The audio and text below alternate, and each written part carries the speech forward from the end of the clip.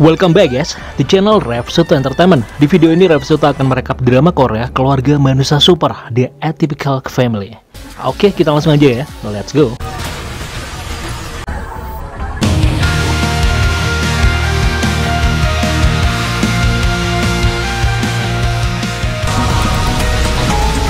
Cerita dibuka dengan sebuah keluarga yang berkumpul di atas tebing yang tinggi. Nenek ini adalah Bok Man-hum yang memerintahkan putrinya, yaitu Bok Dong-hee, terbang. Tapi sudah nggak ada di tebing itu guys. Tiba-tiba orang-orang di pantai berteriak karena ada orang yang tenggelam. Ternyata Bok Wiju sudah berada di laut dan tampak tenggelam. Kemudian ada seorang wanita yang menyelamatkannya. Wanita itu adalah Do Da-hee.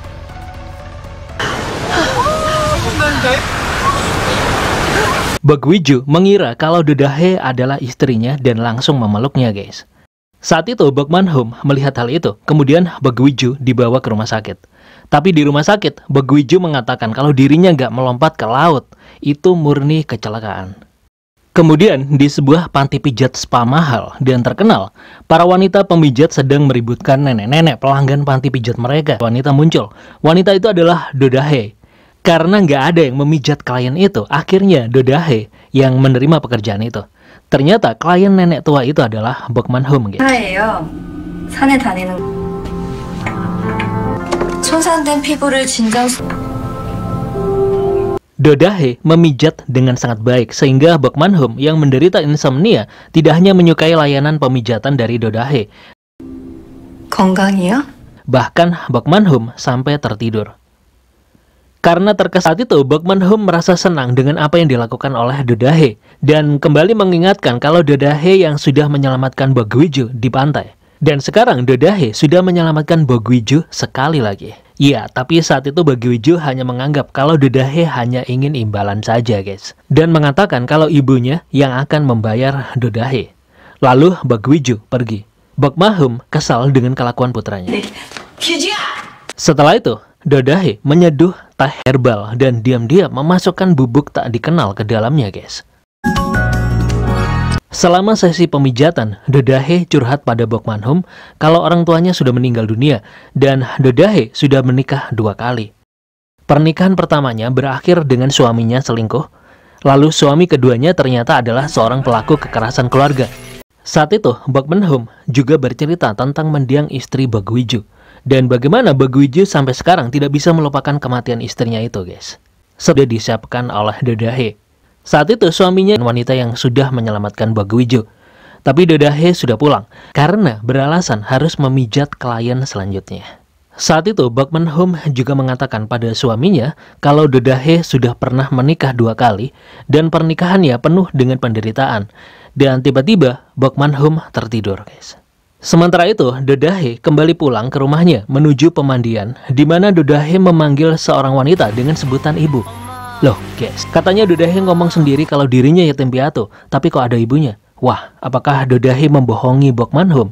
Saat itu Do Da-hee juga terlihat takut dengan api, sampai menghidupkan kompor gas pun. Do Da-hee harus memakai alat untuk menghidupkannya. Sebenarnya apa yang terjadi?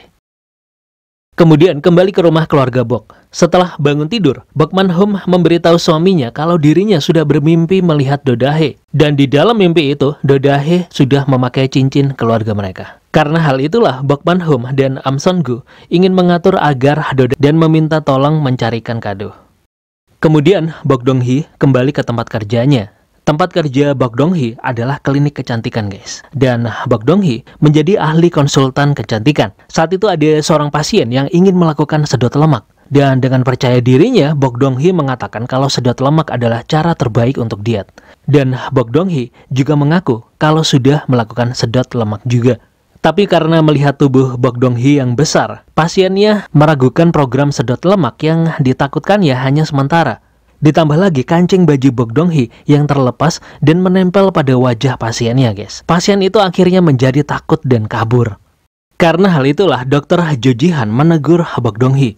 Pasien sudah kehilangan kepercayaan setelah melihat Bok Dong-hee. Dan dokter Jo Ji-han meminta Bok Dong-hee agar libur sementara untuk beristirahat. Di toko roti, Bok Dong-hee kebingungan karena semua kartunya yang digunakan membeli roti udah limit guys. Terpaksa Bok Dong-hee memakai uang dari biaya sewa yang diberikan oleh Bok Wiju. Saat itu, Bok Dong-hee menerima telepon dari ibunya yang membicarakan tentang penyelamat mereka.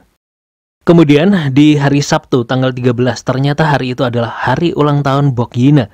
Dan hari itu, Bok Man-hum mengundang Do Da-hee. Tapi Bok Yi-na tetap berada di kamarnya bermain video game terus-menerus. Sedangkan keluarga Bok dan Do Da-hee sudah duduk untuk makan siang, hanya untuk mengetahui dengan jelas kalau harapan Bok Man-hum adalah untuk mempersatukan Bok Gui-jo dan Do Da-hee. Hal ini membuat Bok Gui-jo kesal dan Bok Gui-jo membocorkan rahasia tentang keluarganya yang berantakan. Saat itu Bok Gui-jo juga mengatakan kalau memiliki seorang putri remaja yang memiliki sifat pendiam. Ibu mertuanya sebenarnya sampai saat ini masih mempertanyakan kenapa Bok Gui-jo tidak terluka sedikit pun saat kecelakaan. Tapi ibu mertuanya juga menyampaikan agar Bok Gui-jo melanjutkan kehidupannya karena semua itu untuk Bok Yi-na. Di rumah keluarga Bok, Do Da-hee menghangatkan kembali sup rumput lautnya dan membuat nasi. Lalu meminta Bok Yi-na untuk makan. Tapi Bok Yi-na masih curiga dengan Do Da-hee. Di meja makan, Bok Yi-na tetap bermain game ponsel. Lalu Do Da-hee menyantap dulu sup rumput laut itu dan meyakinkan kalau sup itu lezat. Akhirnya Bok Yi-na ikut menyantap sup rumput laut itu juga, guys. Saat itu, Do Da-hee juga mengatakan kalau ayahnya Bok Yi-na gak berniat bunuh diri. Tapi belum sempat ngelanjutin ceritanya, Bok Yi-na menyuruh Do Da-hee kabur aja. Sebelum Do Da-hee terlibat lebih jauh dengan keluarga Bok. Bok Yi-na memperingatkan Do Da-hee tentang keluarganya dan mengatakan kebenaran tentang kekuatan super keluarganya. Tentu saja Do Da-hee sama sekali gak menganggap serius perkataan Bok Yi-na. Do Da-hee hanya mengira Bok Yi-na menolak Do Da-hee masuk ke keluarga Bok secara halus. Saat itu, Bok Gui-jo kembali ke rumah dan menemukan Do Da-hee sedang membereskan dapur. Bok Gui-jo mempertanyakan keberadaan Do Da-hee yang masih berada di rumahnya. Do Da-hee mengatakan kalau dirinya menghangatkan sup dan meminta Bok Yi-na untuk makan. Bok Gui-jo terkejut dengan perubahan sikap Bok Yi-na. Lalu Do Da-hee melihat kalau Bok Gui-jo membawa boneka kelinci untuk hadiah. Tapi apakah boneka itu cocok untuk anak SMP? Do Da-hee juga mengatakan mendengar dari Bok Yi-na kalau Bok Gui-jo sudah kehilangan kekuatan untuk kembali ke masa lalu. Tapi Do Da-hee menyimpulkan kalau Bok Gui-jo hanya terjebak di masa lalu.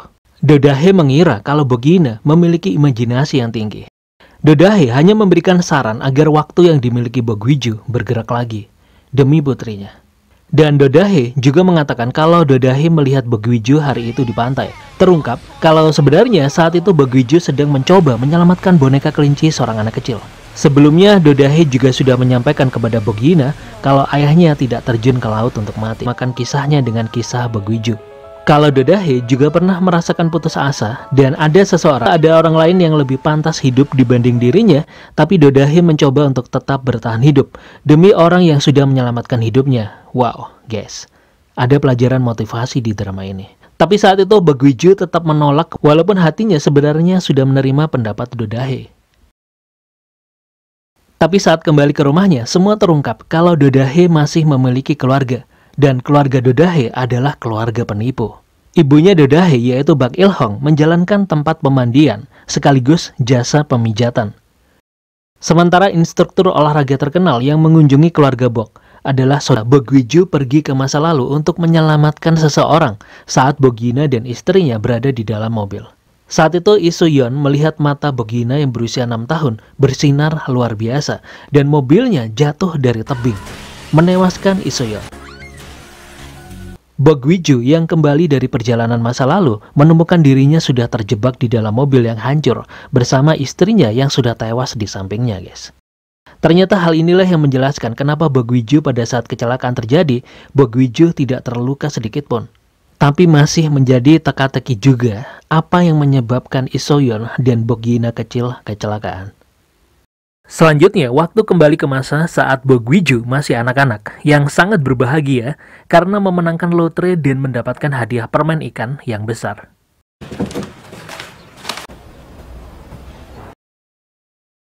Tapi ketika Bok Gui-jo pulang, ibunya merusak hadiahnya dan menghukumnya karena tidak mengindahkan nasihatnya tentang kecelakaan yang akan terjadi di sekitar jalan yang didatangi oleh Bok Gui-jo. Bok Gui-jo dipukuli oleh Bok Man-hum sampai menangis dan karena hal itulah kekuatan Bok Gui-jo muncul dan Bok Gui-jo menghilang kembali ke waktu di mana Bok Gui-jo merasa bahagia. Tapi di tengah momen kebahagiaannya, saat itu Beguiju melihat kesedihan pada orang lain. Saat itu Beguiju melihat anjing cewek kecil itu mati tertabrak motor.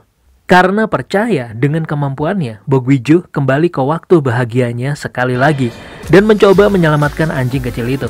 Berulang-ulang kali.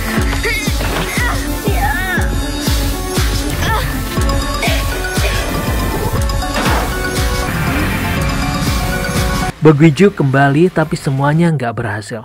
Beguiju akhirnya menyadari kalau dirinya tidak bisa menyentuh orang-orang atau benda di masa lalu yang didatanginya. Dan Beguiju juga tidak bisa mengubah masa lalu. Momen masa kecil Beguiju tak lagi membahagiakan Beguiju. Bahkan momen istimewa pun akan menjemukan jika didatangi terus-menerus. Rasa bersalah karena Beguiju bahagia ketika orang lain merasa sedih membuat hal itu menjadi semakin buruk. Dan ketika kebahagiaan itu memudar, Beguiju tidak bisa kembali ke momen itu lagi. Tapi Beguiju menyimpan satu momen kebahagiaan, yaitu momen di mana Bogiina lahir ke dunia. Istrinya juga sudah mengetahui kekuatan yang dimiliki oleh Beguiju dan mengatakan kalau Beguiju bisa mendatangi momen bahagia ini berulang-ulang kali. Lalu, di masa kini, Beguiju menemukan boneka-boneka kelinci hadiah untuk putrinya ada di tempat sampah. Beguiju menyadari kalau putrinya sudah tidak menyukai hadiah boneka. Saat itu, Beguiju juga melihat ada orang yang mencurigakan, dan Beguiju meminta Bogiina berangkat ke sekolah dengan hati-hati, dan juga meminta Bogiina agar menggunakan ponsel untuk menelponnya, bukan untuk bermain game. Karena menyadari putrinya nggak suka lagi hadiah boneka, Beguiju pergi ke mall untuk mencari hadiah. Hanya saja Beguiju nggak tahu apa yang disukai oleh putrinya. Sementara itu, pamannya Dodahe mengikuti Beguiju dan menghubungi Dodahe. Dodahe yang memang bertujuan untuk mendekati Beguiju muncul dan berpura-pura kalau mereka bertemu secara kebetulan di mall itu, guys. Dodahe membantu Beguiju memilih hadiah untuk Bogiina, tapi Beguiju merasa tidak nyaman dan langsung pergi. Lalu Beguiju nongkrong di restoran mall dan lagi-lagi meminum dan memesan alkohol. Dodahe menemukan Beguiju sedang minum sendirian dan memberi Beguiju sepasang sepatu sebagai hadiah untuk Bogiina. Beguiju menolaknya, tapi Dodahe memaksakan hadiah itu demi Bogiina. Akhirnya Beguiju memberikan banyak uang untuk membayar meja dan mengganti harga sepatu itu, guys. Beguiju pergi. 나왔습니다.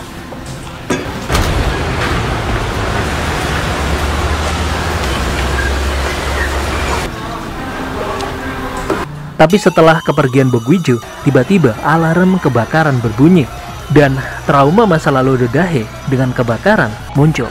Saat itu Dodahe hanya tersungkur, ketakutan, dan mentalnya sudah jatuh. Tapi keanehan terjadi karena saat Dodahe tersungkur, Dodahe melihat Beguiju menggenggam tangannya, guys. Tapi ketika alarm itu ternyata hanya kesalahan karena kerusakan, bersama dengan itu Beguiju juga menghilang dari hadapan Dodahe. Dan Dodahe pulang dengan gontai. Sementara itu di rumah, Bogiina menemukan tas di depan pintu kamarnya. Tas itu berisi sepatu. Bogiina menyukai sepatu barunya, dan dari kaca, Bogiina melihat ayahnya tersenyum saat sedang menatapnya di balik pintu. Hari berikutnya, Dodahe mengunjungi gedung Sasana Kebugaran Bokmanhum untuk sesi pijat. Saat itu sangat jelas kalau Bokmanhum ingin Dodahe menikahi putranya. Dan saat itu Dodahe berpura-pura tidak yakin untuk menghindari kecurigaan. Saat itu Bok Dong-hee mendengar pembicaraan ibunya dengan Dodahe dan menarik ibunya pergi. Lalu Dodahe memerintahkan Grace untuk menguping. Saat itu Bok Dong-hee menagih ibunya karena mengatakan kalau gedung Sasana Kebugaran ini akan diberikan padanya saat Bok Dong-hee menikah. Tapi Bokmanhum juga menegur mempertanyakan di mana Jo Ji-han, kekasihnya Bok Dong-hee yang tidak pernah muncul lagi. Bok Dong-hee beralasan kalau Jo Ji-han sibuk di klinik. Bok Dong-hee juga protes karena ibunya baru mengenal Dodahe, tapi seperti sudah ingin memberikan segalanya. Sebenarnya intuisi Bok Dong-hee menyerempet ke kebenaran, guys. Pertama, Dodahe menyelamatkan Beguiju. Lalu kedua, Dodahe juga bekerja di panti pijat langganan Bokmanhum. Benar-benar terstruktur dengan baik, kan? Tapi ibunya menganggap semua itu adalah takdir. Saat itu Grace mendengar kalau Bok Dong-hee memastikan dirinya akan menikah lebih dulu dan mewarisi bangunan sasana kebugaran milik ibunya itu. Saat itu ternyata Bok Wi-ju juga datang ke gedung sasana kebugaran dan Do Da-hee berterima kasih padanya karena telah memegang tangannya saat di mall. Tapi menurut Bok Wi-ju, Do Da-hee berbohong untuk menyenangkan Bok Man-hum yang tiba-tiba ikut nimbrung.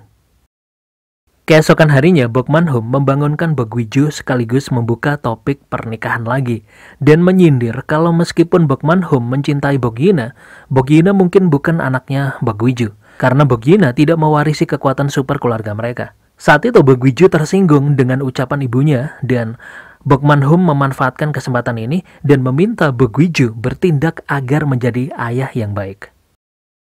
Ternyata di sekolah, Bok Yi-na hampir tidak terlihat dan Bok Yi-na selalu menyendiri. Bok Yi-na kesulitan bergaul. Bok Yi-na juga kesulitan untuk memilih kegiatan ekstrakurikuler.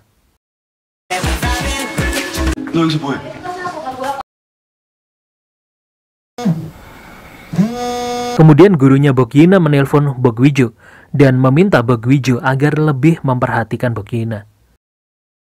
Gurunya sudah mengirimkan surat-surat tapi belum ada yang ditandatangani orang tua. Akhirnya Bok Wi-ju mulai bergerak dan memeriksa meja belajar Bok Yi-na.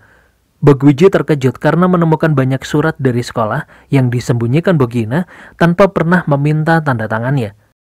Namun entah bagaimana Bok Wi-ju tetap tidak bisa menandatanganinya dan pergi mencari lebih banyak alkohol. Akhirnya ayahnya yaitu Am Sun-gu mengajak Bok Wi-ju datang ke sebuah restoran untuk minum-minum. Namun ketika mereka sampai di sana, ternyata di ruangan itu sudah ada ibunya dan Do Da-hee. Ayah dan ibunya ingin agar Bok Wi-ju lebih dekat lagi dengan Do Da-hee. Bok Wi-ju dipaksa datang ke pertemuan ini dan Bok Wi-ju terus minum sendirian. Sementara itu, Bok Dong-hee datang ke kliniknya Jo Ji-han. Dan Bok Dong-hee juga terkejut karena melihat poster gambar dirinya udah disingkirin guys. Setelah nanya sama resepsionis, ternyata yang menyingkirkan poster gambarnya itu adalah Jo Ji-han sendiri.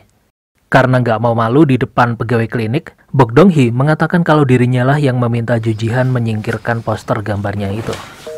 Tapi saat itu dari ruangan Jo Ji-han terdengar suara-suara yang aneh yang membuat Bok Dong-hee menjadi paranoid dan memunculkan gambaran yang tidak pantas tentang dokter dengan pasiennya guys. Lalu karena panik, Bok Dong-hee mendatangi ruangan Jo Ji-han karena hari itu sudah lewat jam kerja. Ternyata saat itu Jo Ji-han dengan pasien baru yaitu si Grace. Ya udah dipastikan guys, Grace sengaja datang untuk mengacaukan hubungan Bok Dong-hee dengan kekasihnya yaitu Jo Ji-han. Dan saat akan pergi, Grace nggak lupa untuk mengolok-ngolok Bok si tukang makan. Kemudian Bok Dong-hee dan Jo Ji-han pergi ke bar. Saat itu Bok Dong-hee sedang membicarakan pasien terakhir Jo Ji-han yang terlalu akrab. Jo Ji-han mengatakan kalau pasiennya itu termasuk selebgram yang memiliki 300.000 follower. Jo Ji-han hanya berpikir kalau Grace mungkin bisa mempromosikan kliniknya. Lalu Bok Dong-hee membicarakan tentang pernikahan. Tapi saat itu Jo Ji-han beralasan tidak bisa menikahi Bok Dong-hee sebelum Jo Ji-han mengembalikan uang yang dipinjamkan Bok Dong-hee padanya untuk membuka klinik. Jo Ji-han ingin menikah dengan percaya diri. Ya, tapi pada intinya Bok Dong-hee sudah ditolak guys. Karena merasa hancur, malam itu Bok Dong-hee kembali ke sasana kebugaran dan secara agresif mulai berlari di treadmill guys. Saat itu Grace hanya memperhatikannya saja. Sementara itu di sekolah, semua gerak-gerik Bok Yi-na diawasi oleh Noh Hyung-tae. Dengan memakai helmnya, Noh Hyung-tae mengikuti Bok Yi-na. Bok Yi-na yang merasa terancam langsung melarikan diri ke Taman Junggang.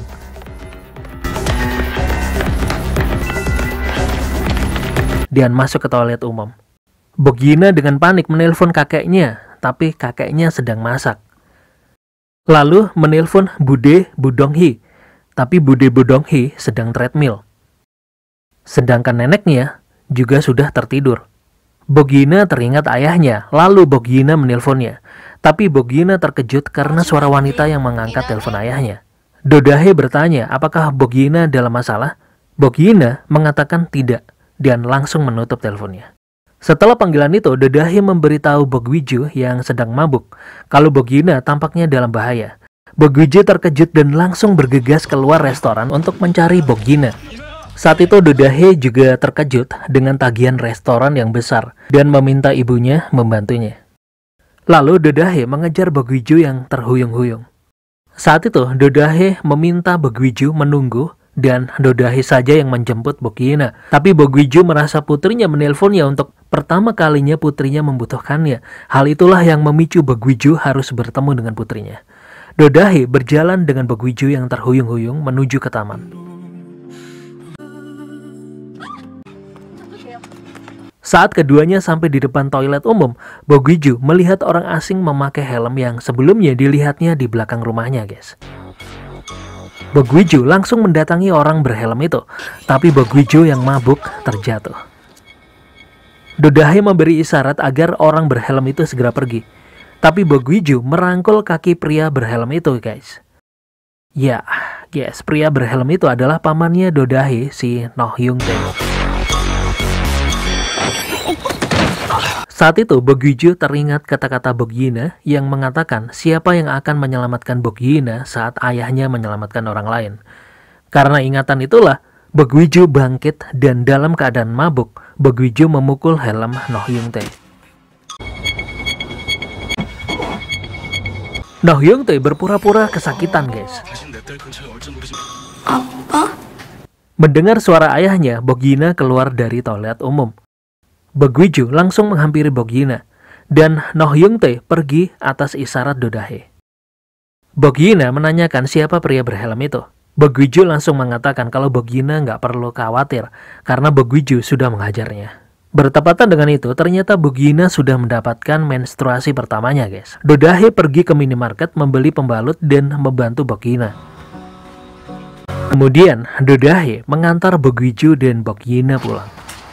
Saat Bogyuna sudah masuk ke rumah, Bogwiju merasa berterima kasih kepada Dodahe dan bertanya apakah Dodahe ingin minum lagi bersamanya. Lalu mereka berdua pergi ke warung terdekat, guys.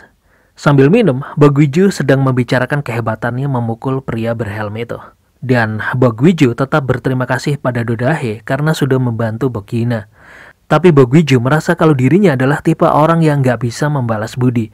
Tapi Dodahe mengatakan kalau Bogwiju sudah berjasa karena sudah memegang tangannya saat alarm kebakaran berbunyi di mall. Bogwiju merasa itu nggak mungkin. Bogwiju menganggap Dodahe berbohong. Bogwiju mengatakan kalau itu bukan dirinya. Sambil membalut tangan Bogwiju, tiba-tiba Dodahe mengatakan tentang Bogwiju yang bisa kembali ke masa lalu. Kembali ke satu momen saat Bogwiju bahagia, tapi Bogwiju menyangkalnya. Dodahe hanya mengatakan kalau Bogwiju saat ini sudah kehilangan kekuatannya. Dodahe hanya menganggap pembicaraan manusia super ini hanya candaan, guys. Dodahe juga bercanda dan menebak kalau Bogwiju saat ini bahagia karena sedang bersamanya. Dodahe meminta Bogwiju untuk memejamkan mata dan fokus. Siapa tahu Bogwiju bisa kembali ke masa lalu. Saat itu Bogwiju terpancing dan mengatakan kalau dirinya bisa pergi ke masa lalu, tapi sudah pasti tidak akan bisa menyentuh apapun di masa lalu, apalagi tangan Dodahe. Dodahe menanyakan lagi apa Bogwiju tidak mau kembali ke momen bahagia Bogwiju di masa lalu. Bogwiju mengatakan sudah tidak ada lagi, karena momen-momen itu sudah tidak membuatnya bahagia. Dodahe mempertanyakan lagi bagaimana dengan momen bahagia saat kelahiran Bogyuna. Mendengar itu, Bogwiju hanya memasang wajah murung. Saat itu, Dodahe teringat masa kecilnya ketika melihat Bogyuna. Dodahe mengatakan kalau dirinya tidak punya ibu, lalu ayahnya selalu mabuk setiap saat. Dodahe sendirian. Meskipun begitu, Dodahe mengatakan kalau dirinya tumbuh dewasa dengan baik. Dodahe mengira kalau dirinya sudah tumbuh dengan baik. Tapi setiap kali melihat Bogyuna, Dodahe selalu kembali ke masa kecilnya yang kesepian. Wah, ini apakah Dodahe bercerita yang sebenarnya atau karangan ya? Lalu apakah keluarganya saat ini bukan keluarga aslinya? Masih belum jelas, guys. Masih banyak episode ke depan, guys, untuk ngejelasin siapa Dodahe sebenarnya. Saat itu, Dodahe juga mengatakan kalau dirinya mengerti perasaan Bu Bokmanhum kalau Bogyuna membutuhkan seseorang. Lalu Bogwiju mengatakan kalau dirinya selalu memberikan boneka kelinci, mulai dari Bogyuna kecil, karena Bogwiju tidak pernah ada untuk putrinya. Bogwiju hanya mengatakan kalau boneka kelinci itu akan melindungi Bogyuna sebagai pengganti Bogwiju. Lalu, Beguiju membeli satu lagi boneka kelinci karena Beguiju masih tidak bisa ada untuk putrinya. Karena Beguiju depresi dan mabuk. Tapi Beguiju melihat kalau semua boneka kelinci itu sudah ada di tempat sampah. Lalu Beguiju membenarkan kalau Bogina membutuhkan seseorang yang bisa melindunginya menggantikan dirinya. Tapi Beguiju tidak mau membuat hidup Dodahe terpuruk. Dan Beguiju meminta Dodahe agar menjauhi dirinya. Tapi Dodahe mengatakan kalau dirinya sudah tertahan oleh Beguiju. Dan Dodahe meminta Beguiju mengingat kembali saat Beguiju memegang tangannya.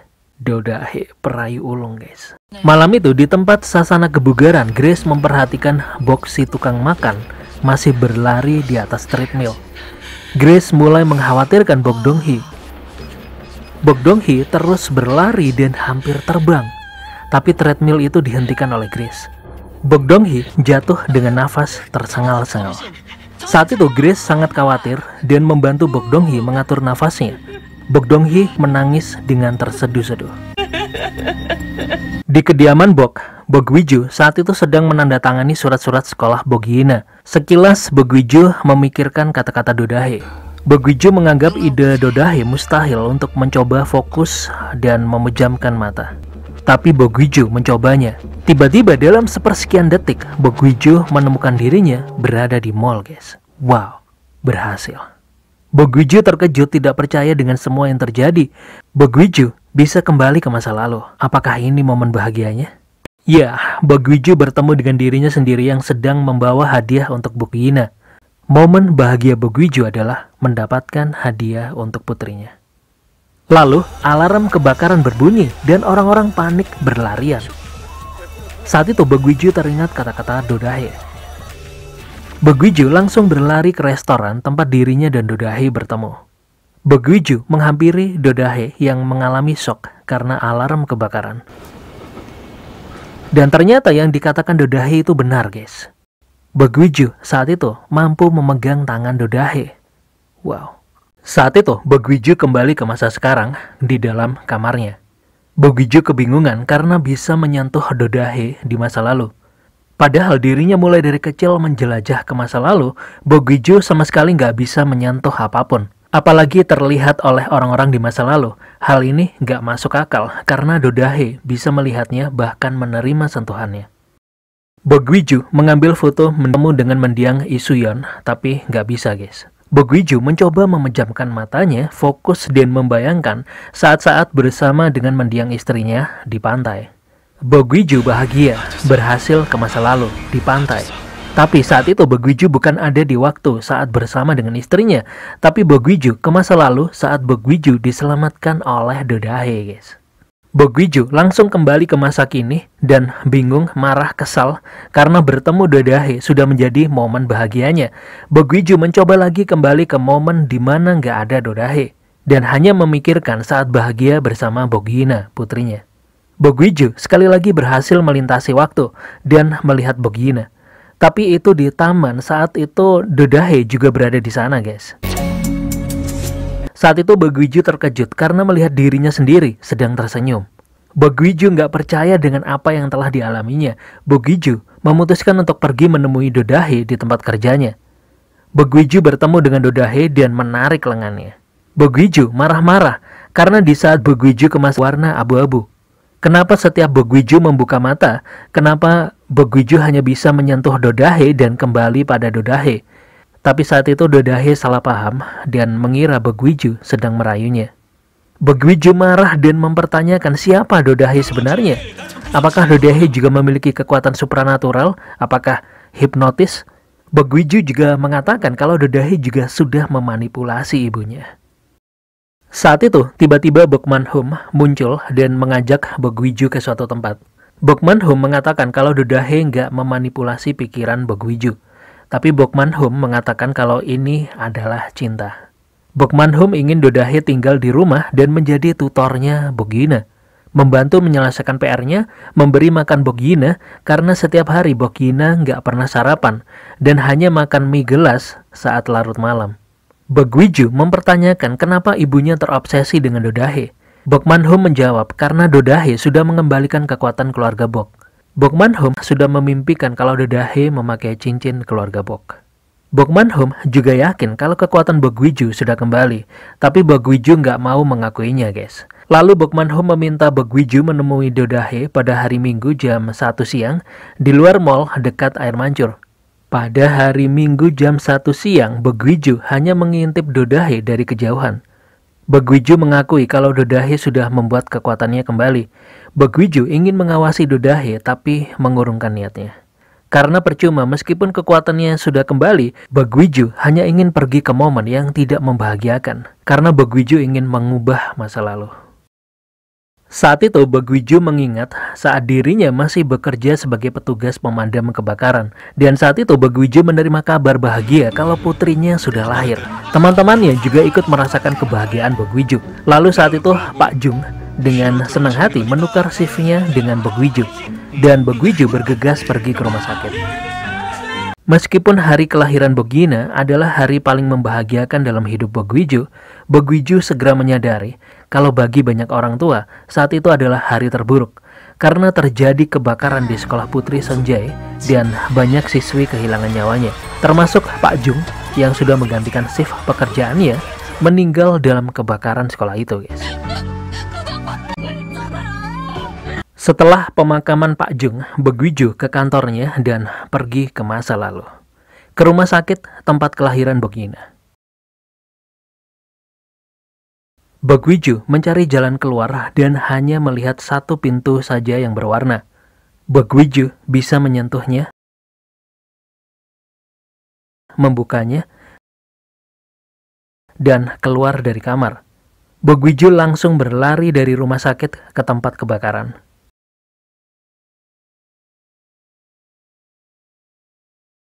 Bogwiju sampai di tempat kebakaran dan saat itu melihat Pak Jung berada di sana. Bogwiju berteriak memanggilnya, guys. Tapi Pak Jung tetap masuk dan langit-langit sekolah itu roboh. Bogwiju hanya bisa melihat saja dan gak bisa melakukan apapun. Lalu Bogwiju bercerita pada Isoyeon kalau dirinya sudah menemukan pintu dan ingin menyelamatkan kembali Pak Jung. Bogwiju yakin menemukan pintu lain yang bisa dia buka selain pintu itu. Hal itu membuat Isoyeon sedih, karena Bogwiju gak bisa merelakan kematian Pak Jung.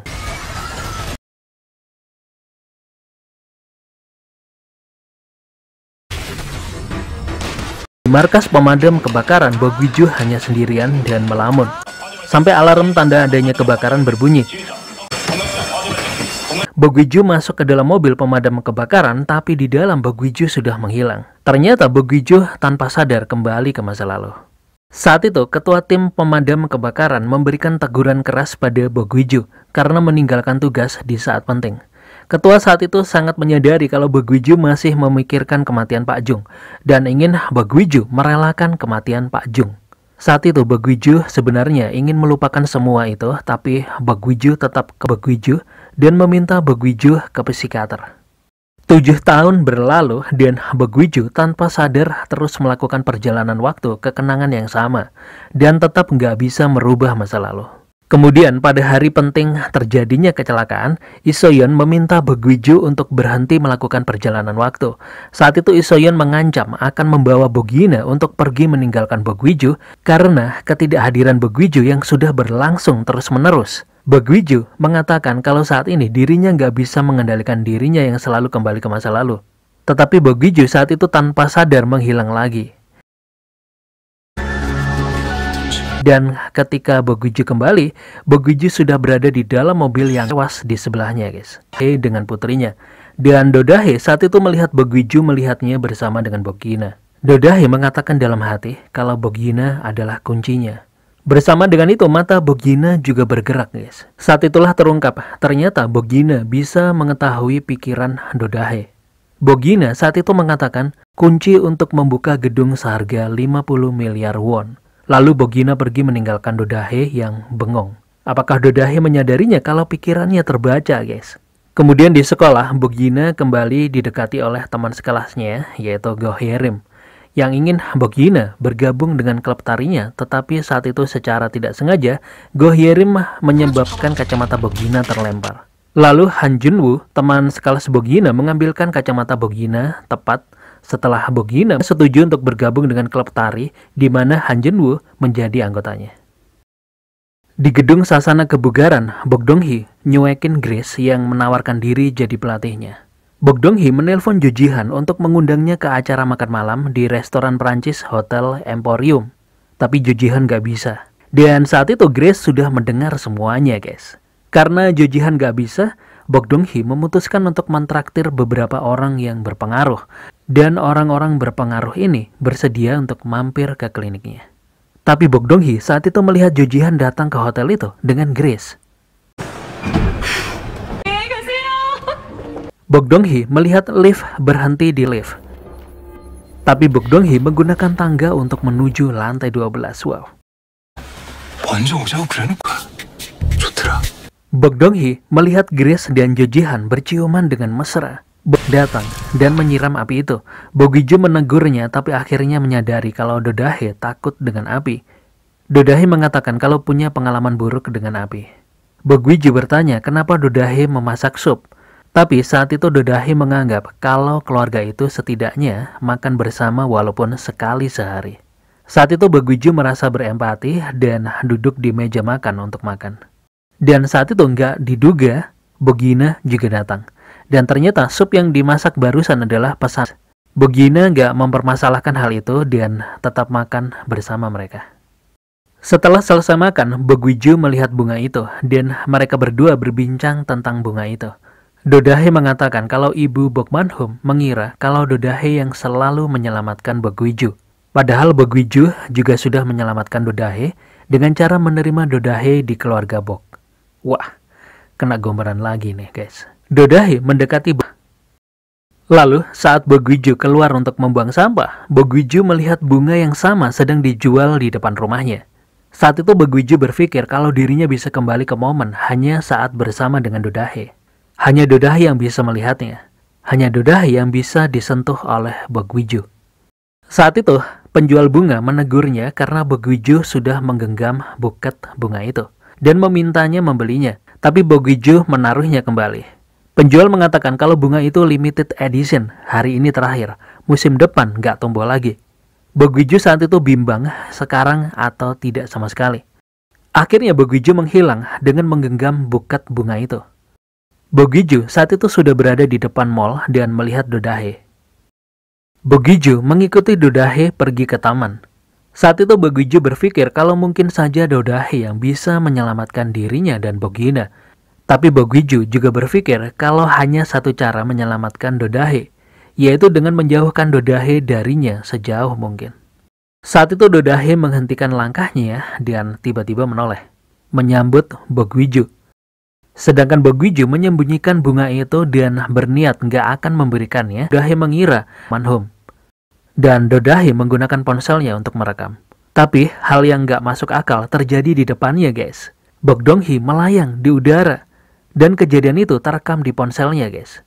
Do Da-hee panik, Dong-hee tapi hantu. Saat itu Do Da-hee terus berlari panik. Dan kepanikan Do Da-hee dilihat oleh Bok Gi-ju. Bok Gi-ju juga mendengar Do Da-hee mengatakan rumah hantu. Tapi bayangan Bok Gi-ju saat itu nggak terlihat. Do Da-hee semakin panik dan kembali turun. Tapi Do Da-hee kembali terkejut karena bertemu lagi dengan Bok Gi-ju. Bok Gi-ju ada dua guys. Karena semua hal yang nggak masuk akal ini, Do Da-hee pingsan. Lalu Bok Man-hum dan An Sun-gu muncul mengkhawatirkan Do Da-hee. Saat itu Bok Dong-hee datang dan mengatakan kalau Do Da-hee panik mungkin karena melihat Bok Dong-hee melayang. Tapi Bok Dong-hee juga curiga kenapa Do Da-hee mengikutinya di ruang penyimpanan keluarga Bok. Saat itu Bok Man-hum menepis kecurigaan Bok Dong-hee dan meyakinkan kalau Do Da-hee pasti hanya lewat saja. Dan berbalik mempertanyakan kenapa Bok Dong-hee melayang di ruang penyimpanan. Bok Dong-hee saat itu beralasan karena ingin menangkap nyamuk. Lalu Bok Gi-ju menggendong Do Da-hee dan membawanya ke kamarnya. An Sun-gu mengkhawatirkan Do Da-hee yang pingsan karena baru pertama kalinya melihat kejadian di rumah ini. Kejadian ini sama seperti saat An Sun-gu yang terkejut karena melihat mertuanya di masa lalu. Lalu, Bok Dong-hee muncul dan berasumsi kalau Dodahe saat ini pasti sedang tertidur karena Dodahe sudah meminum teh yang dibuat khusus untuk Bok Man-hum yang sudah diberi obat tidur. Tentu saja Bok Man-hum menepis tuduhan Bok Dong-hee dan langsung membela Dodahe. Lalu, Sun-gu, Bok Man-hum, dan Bok Dong-hee meninggalkan Bok Gwiju yang terdiam di kamar Dodahe. Bok Gwiju saat itu sedang memikirkan apakah sudah saatnya Dodahe mengetahui tentang kekuatan super keluarga Bok. Kemudian malam itu, Bok Man-hum mendapatkan penglihatan di mana Dodahe dibawa keluar dari sauna dan dibawa ke rumah sakit dengan ambulan. Lalu Bok Man-hum menyampaikan mimpinya kepada suaminya, bukan tentang lotre atau saham, tapi tentang kecelakaan.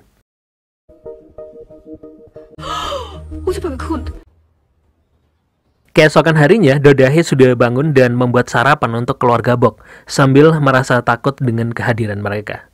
Lalu, saat itu Bok Man-hum menyampaikan penglihatan mimpinya kepada Dodahe dan memperingatkan Dodahe agar tidak pergi ke sauna untuk sementara waktu, apalagi istana sauna. Saat itu Dodahe terkejut mendengarkan deskripsi yang benar tentang sauna tempat tinggalnya. Dodahe jelas bingung dengan semua perkataan Bok Man-hum. Lalu, Dodahe diam-diam pulang ke rumah. Rumahnya itu adalah istana sauna. Dan saat itu Bok Gwiju diam-diam juga mengikutinya, guys. Di istana sauna, Dodahe menemui Bak Il-hong, orang yang dipanggilnya ibu. Saat itu Dodahe membujuk ke Bak Il-hong agar mengubah target mereka ke keluarga lain, karena keluarga Bok adalah orang-orang yang memiliki kekuatan supranatural. Namun, Bak Il-hong gak peduli karena sudah menargetkan keluarga Bok, dan kembali mengingatkan kalau Dodahe masih berhutang padanya. Akhirnya terungkap, guys, ternyata Bak Il-hong bukan ibu kandungnya Dodahe. Dodahe pertama kalinya bertemu dengan Bak Il-hong saat pemakaman ayahnya Dodahe. Ternyata Bak Il-hong itu adalah seorang rentenir yang telah meminjamkan uang pada ayahnya Dodahe. Dan karena ayahnya Dodahe itu sudah meninggal, akhirnya Dodahe menjadi jaminan harus meneruskan hutang ayahnya dan melunasinya. Bak Il-hong saat ini sedang membicarakan tentang keluarga Bok. Bak Il-hong sudah menyelidiki kalau semua investasi yang dilakukan oleh keluarga Bok beberapa tahun ini semuanya sudah gagal. Dan saat ini yang tersisa hanya rumah keluarga Bok dan gedung pusat kebugaran keluarga Bok. Bak Il-hong sudah meyakini kalau keluarga Bok akan bangkrut. Bak Il-hong meminta Dodahe mengambil yang tersisa dan komplotan Bak Il-hong bisa pensiun dengan tenang. Dan Dodahe juga bisa lepas dari jerat hutang ayahnya.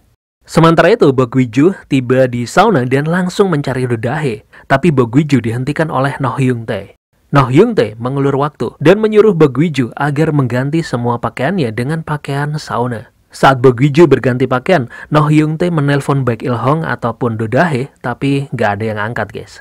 Lalu Noh Hyung-tae menghentikan Bok Gwiju lagi dan beralasan kalau Bok Gwiju berkeringat. Kalau keringat jatuh, lantai bisa licin, guys. Tapi saat itu, orang-orang mencari Noh Hyung-tae untuk memesan makanan, dan Bok Gwiju langsung bisa sedikit leluasa mencari Dodahe.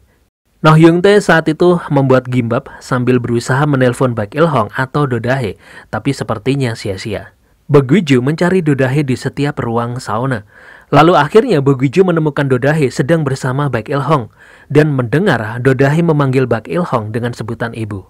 Bok Gwiju merasa dibohongi karena ternyata Dodahe masih memiliki orang tua, guys. Saat itu Bak Il-hong mendatangi Bok Gwiju pingin ngejelasin. Bersamaan dengan itu, Noh Hyung-tae yang melihat ke jendela seperti mengerti tindakan selanjutnya dan langsung menyalakan alarm kebakaran.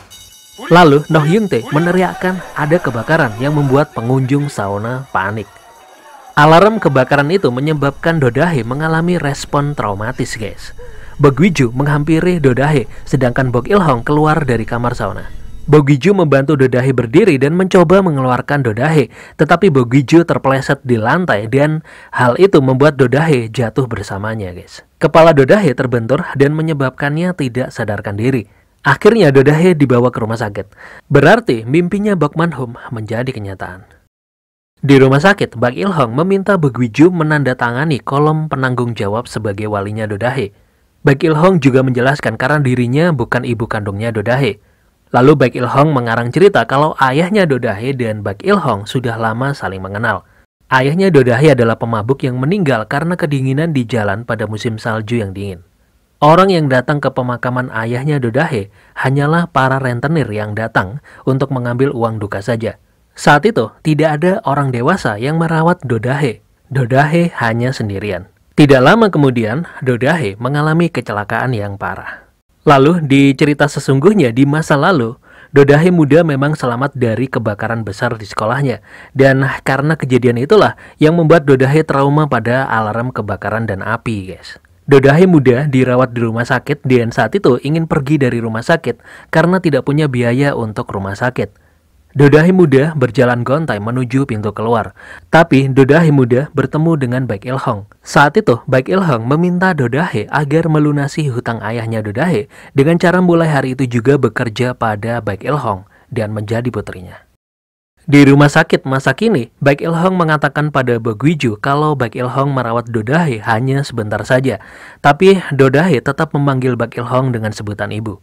Saat itu Bo Gui-ju memberitahu Baek Il-hong kalau Dodahe mengatakan Dodahe pernah hampir saja mati. Lalu Baek Il-hong mengatakan kalau Dodahe jarang membicarakan kehidupan pribadinya pada orang lain. Karena hal itu sangat sensitif bagi Dodahe. Berarti Bo Gui-ju termasuk orang yang dipercaya oleh Dodahe. Lalu Baek Il-hong menyarankan agar Bo Gui-ju menanyakan sendiri detailnya pada Dodahe. Saat itu Baek Il-hong juga mengatakan kalau nama Dodahe lebih mirip kutukan. Karena sepanjang hidupnya, Dodahe selalu melakukan semua hal sendirian. Baek Il-hong hanya mengharapkan agar Dodahe segera menemukan seseorang untuk berada di sisinya. Lalu ponsel Bo Gui-ju bergetar. Telepon dari ibunya, guys. Baek Il-hong segera menghampiri Dodahe dan menyuruh Dodahe agar segera mendaftarkan pernikahannya. Hanya itu satu-satunya cara Dodahe bisa terbebas dari keluarga Bok dan juga terbebas dari Baek Il-hong. Bok Man-hum menelpon Bo Gui-ju menanyakan di mana Dodahe. Bo Gui-ju menjelaskan kalau Dodahe pergi ke sauna dan saat ini berada di UGD. Tapi Bo Gui-ju menenangkan kegelisahan Bok Man-hum. Di rumah, Bok Man-hum kebingungan karena Bok Man-hum selalu memimpikan Dodahe. Lalu, Bo Gui-ju mendatangi ruangan Dodahe dan sebagai wali menandatangani pernyataan pasien Dodahe meninggalkan ruang UGD. Bo Gui-ju membawa Dodahe pulang dan di perjalanan Dodahe merasa kalau Bok Man-hum sedang mencari tahu tentang dirinya. Dan Bo Gui-ju hanya menjawab kalau Bo Gui-ju khawatir karena Dodahe diam saja saat Bok Man-hum membicarakan tentang istana sauna. Dan hari ini Dodahe pergi dengan tergesa-gesa, guys. Bo Gui-ju cemas karena mimpi ibunya akan menjadi kenyataan. Dodahe nggak percaya kalau Bok Man-hum bisa melihat masa depan melalui mimpi. Dodahe mengira kekuatan keluarga Bok sudah menghilang karena penyakit gaya hidup. Dodahe mengetahui hal ini dari Bok Gi-na, tapi saat itu Dodahe menganggap hal itu adalah candaan. Bo Gui-ju mengatakan kalau kekuatan keluarga Bok sudah kembali lagi. Bo Gui-ju menjelaskan semua kekuatan keluarga Bok. Tapi ada yang berubah kalau Bo Gui-ju bisa kembali ke masa lalu karena alasan yang berbeda. Alasannya adalah Dodahe. Bo Gui-ju yang memegang tangan Dodahe di mall dan Bo Gui-ju yang muncul dengan bunga di depan air mancur, itu Bo Gui-ju dari masa depan. Bo Gui-ju bukan melupakan perbuatannya, karena yang sudah terjadi pada Dodahe masih belum terjadi pada Bo Gui-ju. Bo Gui-ju menjelaskan lagi kalau setelah pertemuan itu, pasti Dodahe juga menyadari kalau Bo Gui-ju tiba-tiba saja sudah menghilang. Akhirnya, Dodahe menyadari karena bayangan Bo Gui-ju waktu itu tidak muncul di cermin. Tapi Bo Gui-ju menjelaskan kalau Bo Gui-ju bukan nggak terlihat di cermin. Tapi saat itu wujud Bo Gui-ju dari masa depan hanya Dodahe saja yang bisa melihat dan menyentuhnya. Kemudian pada pandangan Bo Gui-ju, hanya Dodahe saja yang berwarna, sedangkan lainnya abu-abu. Dodahe mempertanyakan kenapa harus dirinya. Bo Gui-ju juga nggak tahu jawabannya. Tapi saat itu Bo Gui-ju menjelaskan kalau masa lalu Dodahe adalah masa depannya. Saat kembali ke rumah, Bok Man-hum mengkonfrontasi Bo Gui-ju karena terburu-buru berterus terang pada Dodahe. Bok Man-hum takut kalau Dodahe tidak bisa menyingkapinya. Saat itu Bo Gui-ju mempertanyakan kenapa ibunya saat ini hanya bisa memimpikan Dodahe saja, bukan lotre atau saham. Kemudian waktu kembali saat Bo Gui-ju berjuang menghadapi kematian Lee So-yeon. Terutama karena saat itu Bo Gui-ju nggak mampu mengubah masa lalu, guys. Saat itu Bok Man-hum ingin Bo Gui-ju merelakan kematian Lee So-yeon. Tapi saat itu Bo Gui-ju mengeluarkan foto ronsen kandungan milik Lee So-yeon. Hari itu terungkap kalau Lee So-yeon hamil. Tapi kenapa Lee So-yeon gak memberitahu Bo Gui-ju? Saat itu Bok Man-hum hanya mengatakan kalau Lee So-yeon hamil karena pria lain. Dan Lee So-yeon berencana untuk pergi dan tinggal bersama pria itu. Bo Gui-ju mempertanyakan dari mana ibunya tahu. Karena Bok Man-hum gak pernah memimpikan Lee So-yeon. Bok Guiju menyalahkan ibunya karena ibunya nggak bisa memimpikan Isoyeon. Bok Manhum hanya memimpikan saham dan lotre saja karena ibunya nggak pernah menganggap Isoyeon sebagai menantunya. Andai saja ibunya memimpikan Isoyeon sebelum terjadinya kecelakaan, semuanya pasti bisa dirubah. Lalu, Bok Manhum menceritakan kalau dulu dirinya pernah bermimpi buruk tentang kematian dan berusaha untuk menyelamatkan seseorang. Tapi meskipun sudah berusaha maksimal, yang seharusnya terjadi tetap saja terjadi. Bok Manhum juga menceritakan bahkan leluhur keluarga Bok juga menderita saat mereka mencoba menjadi pahlawan. Di masa kini, Bok Manhum dan Bok Guiju berdiskusi tentang kekuatan mereka yang bisa digunakan untuk menyelamatkan orang lain. Bok Guiju juga memberikan support ke ibunya karena sudah tidak lagi memimpikan saham dan lotre. Bok Manhum menganggap putranya itu naif karena Bok Guiju masih ingin menjadi pahlawan. Bok Manhum mengatakan kalau Dodahe kemungkinan akan terluka dan Bok Guiju tidak bisa menyelamatkannya walaupun Bok Guiju kembali ke masa lalu. Tapi Bok Guiju memiliki keyakinan sendiri, guys. Sementara itu, Dodahe akan kembali ke kamarnya tapi ketemu dengan Bok Dong-hee yang menanyakan kesan Dodahe tentang keluarga Bok. Saat itu Bok Dong-hee juga mengatakan akan mengawasi semua tindakan Dodahe, guys.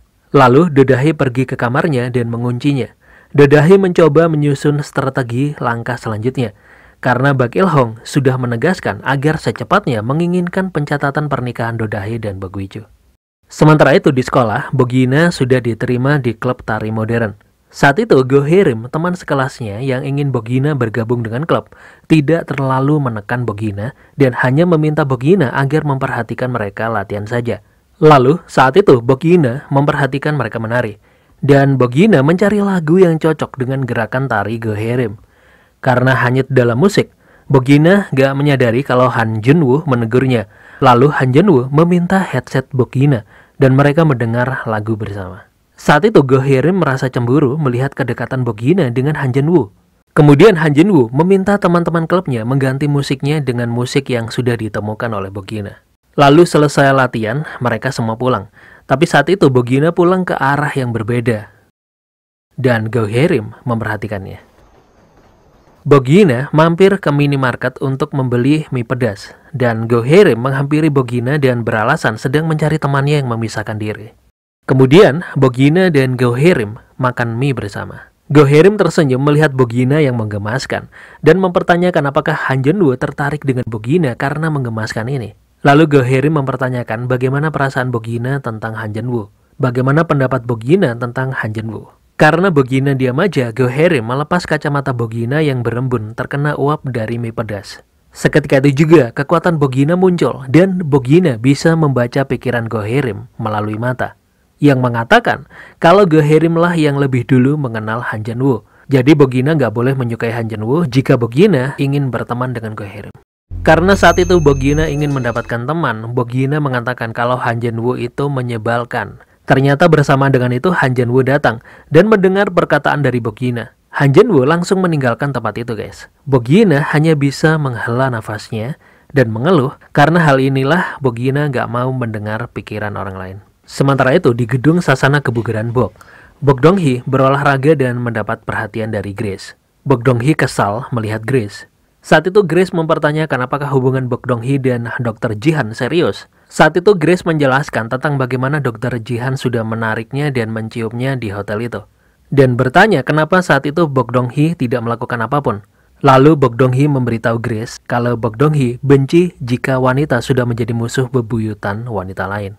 Bok Dong-hee hanya mengatakan kalau dirinya lah yang bersalah dalam hubungannya dengan Jo Jihan. Karena Bok Dong-hee tidak bisa merawat diri sendiri dengan baik. Saat itu Grace memuji tubuh Bok Dong-hee dan kebesaran hati Bok Dong-hee. Tapi juga menyarankan Bok Dong-hee agar nggak menyalahkan diri sendiri karena berpengaruh ke mental juga. Bok Dong-hee hanya menjawab kalau introspeksi diri adalah harga diri sesungguhnya. Karena yang bisa mengendalikan hidup seseorang adalah diri seseorang itu sendiri. Saat itu Grace terkesan dengan kata-kata Bok Dong-hee dan sepertinya Grace mulai menghormati Bok Dong-hee.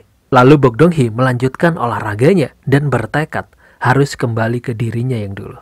Tapi saat pulang ke rumah, Bok Dong-hee membawa banyak makanan, guys, menuju ke kamarnya. Dan tertegun karena melihat di cermin. Melihat badannya yang gede banget. Bok Dong-hee mengingkari tekadnya sendiri yang ingin kembali kurus. Saat itu, Bok Dong-hee melihat ibunya yang hanya terdiam di depan kamar Dodahe. Bok Dong-hee menghampirinya. Dan Bokmanhum mengatakan kalau Dodahe sudah lama mengurung diri di kamar. Bokmanhum mengira Dodahe pasti ketakutan karena keluarga Bok memiliki kekuatan yang nggak masuk akal. Lalu Bok Dong-hee mengetuk pintu kamar Dodahe. Dodahe keluar dan mengatakan kalau dirinya sementara ini akan beristirahat total karena nggak enak badan, guys. Setelah mengetahui keadaan Dodahe, Bokmanhum menjadi tenang. Tapi Bokmanhum mengatakan kalau ada orang yang sudah mengetahui kekuatan keluarga Bok, ada dua kemungkinan, kabur atau memanfaatkan kekuatan yang dimiliki oleh keluarga Bok. Kemudian di dalam kamar, Dodahe sedang mempersiapkan pendaftaran pernikahan. Tampaknya Dodahe akan memanfaatkan kemampuan Bok Wiju. Sementara itu di kamar Bok Wiju teringat kejadian bersama Dodahe di sauna. Seharusnya Bok Wiju bisa menyelamatkan Dodahe yang jatuh bersama dirinya di ruang sauna. Lalu Bok Wiju kembali ke waktu saat Dodahe terjatuh di istana sauna. Bok Wiju sudah berada di istana sauna dan mengikuti Dodahe. Tapi Dodahe menuju ruang ganti wanita. Bok Wiju berada di tempat yang tidak seharusnya dilihatnya, guys. Lalu Bok Wiju kembali ke masa sekarang, merasa gerah dan berdiri di bawah shower yang mengguyurnya dengan air dingin. Mencoba memfokuskan dirinya kembali untuk menyelamatkan Dodahe di istana sauna. Tapi Bok Wiju malah muncul di rumahnya sendiri saat Dodahe lari panik karena melihat hantu di rumahnya. Lalu Bok Wiju menyelamatkan Dodahe yang akan terjatuh. Tapi Dodahe malah semakin panik dan berlari menjauh. Saat itu Bok Wiju melihat kalau bayangannya nggak ada di cermin, guys. Lalu Bok Wiju kembali ke masa kini. Saat itu Dodahe masuk dan melihat Bok Wiju basah kuyup, lalu memberikan handuk. Bok Wiju mengeringkan rambutnya. Lalu saat itu Dodahe menyadari kalau Bok Wiju yang ditemuinya di rumah adalah Bok Wiju dari momen ini. Dodahe langsung memastikan kalau Bok Wiju baru saja dari masa lalu. Saat itu, Dodahe mengatakan kalau Bok Wiju dari masa depan juga baru saja menemui Dodahe lagi. Lalu, Dodahe menyerahkan pendaftaran surat nikah yang sudah ditandatangani pada Bok Wiju. Bok Wiju jelas terkejut karena ini nggak mungkin. Dodahe juga menjelaskan kalau kemungkinan Bok Wiju nggak mempercayai hal ini, karena hal ini belum terjadi pada Bok Wiju. Tapi masa lalu Dodahe adalah masa depan Bok Wiju. Tapi, saat itu, Bok Wiju mengatakan kalau urutannya salah. Dan mengatakan kalau Bok Wiju bisa mempertanggungjawabkan soal masa lalunya, tapi tidak dengan masa depannya. Lalu, Dodahe teringat kata-kata Baek Il-hong, alasan Bok Wiju berhenti dari pekerjaannya sebagai pemadam kebakaran. Hal itu karena rekan kerja yang akrab dengannya sudah mati dalam kebakaran di sekolah putri Sonje. Baek Il-hong meminta Dodahe agar menggunakan cerita kemalangannya di waktu yang tepat. Lalu Dodahe menjelaskan pada Bok Wiju tentang kebakaran di sekolah putri Sonje. Lalu menyatakan kalau orang yang menyelamatkannya dari api di masa lalu itu adalah Bok Wiju. Bok Wiju mencoba mengulang lagi ingatannya di masa lalu. Semua ini jelas-jelas merupakan klaim manipulasi situasi yang dibuat-buat oleh Dodahe agar Bok Wiju segera menikahinya. Bok Wiju meremas kertas pendaftaran pernikahan itu dan menekankan lagi kalau urutannya salah. Karena pernikahan itu terjadi setelah cinta. Bok Wiju langsung mencium Dodahe.